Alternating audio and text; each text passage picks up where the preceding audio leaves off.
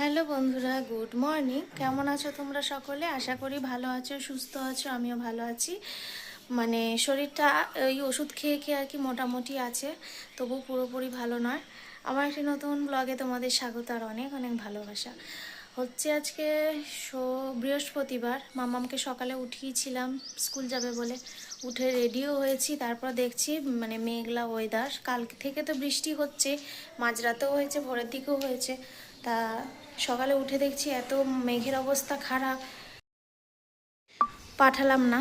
মানে মাঝে মাঝে ঝিরঝির করে বৃষ্টি হচ্ছে, তারপরে দেখবো যে আনতে যাওয়ার সময় আর আনতে পারবো না, তাই জন্য আর পাঠালাম না। আর শরীরটা তো খুব একটা বেশি ভালো নয়, তাই ভাবলাম যে আবার বৃষ্টির হাওয়াটা লাগবে, লেগে মামামেরও শরীর আমারও শরীর দুজনেরই খারাপ হবে, ওই জন্য আর পাঠালাম না। ওই জন্য সকালে উঠেছি যখন ভাবলাম এই যে বিছনাপত্র সব এক এক করে গোছাচ্ছি, ওদিকে রান্নাও চাপিয়ে দিয়েছি। ঘড়িতে বাজে এই যে দেখতে পাচ্ছ পুরোপুরি 8টা এখনও বাজেনি। একটা ঘর কমপ্লিট করেছি, এবার এই ঘরটা গোছাবো, আর ওদিকে রান্নাও চাপিয়ে এসেছি। তো কি কি রান্না করছি পরে তোমাদের সঙ্গে শেয়ার করব। চলো এখন টাটা, পরে আবার কথা হবে।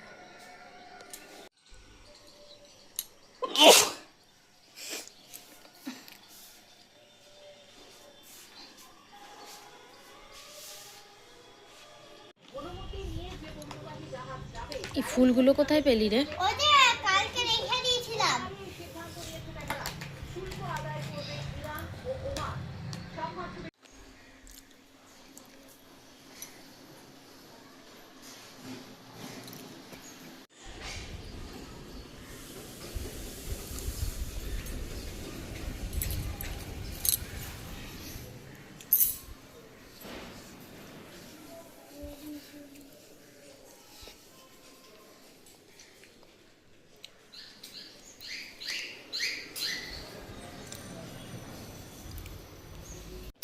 আজকে দুপুরের মেনু হচ্ছে ভাত, কলমি শাক ভাজা, একটু উচ্ছে ভাজা,